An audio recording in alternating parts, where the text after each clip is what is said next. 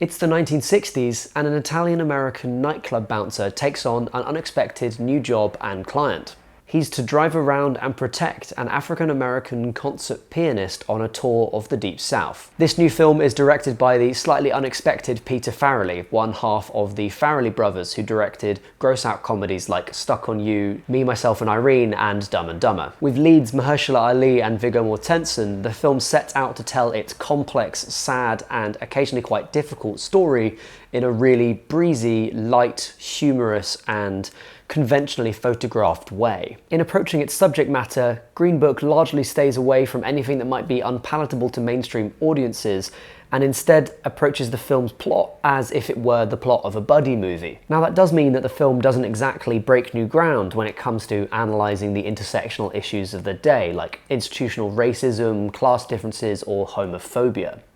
But then again, it doesn't necessarily have to. There are, after all, places for films like this that deal with really complex and important everyday issues in accessible, mainstream ways. A film like Hidden Figures, in which Ali also starred, is a good example of this. It's a film that deals with a similar type of issue that's about race and gender, and in a workplace setting that a lot of people can empathise with, but also tells a fully fledged story with excellent performances in it. There you end up with a film that's not only important in that it deals with important issues that touch lots of lives every day, and is also well made in that it has good performances and is well executed in terms of the craft in the film, but it's also an accessible movie that can be watched by a wide range of audiences and viewers.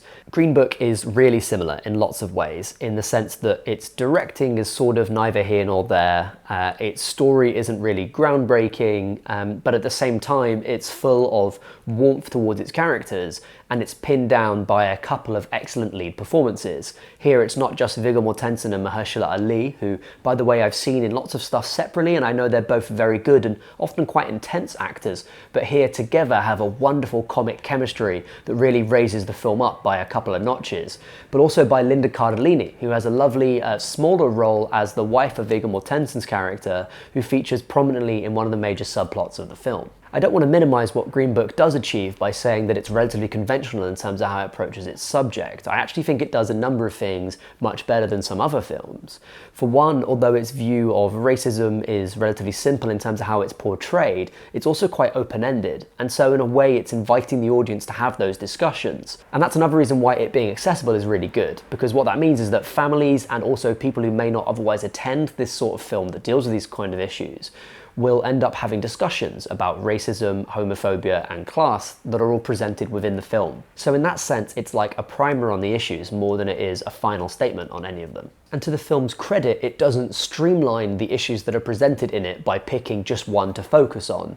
I don't really feel like I can talk about this without spoiling the film, but there is one really notable scene in the film that's almost noteworthy because it doesn't end up having anything to do with the plot or anything to do with the rest of the characterization in the movie.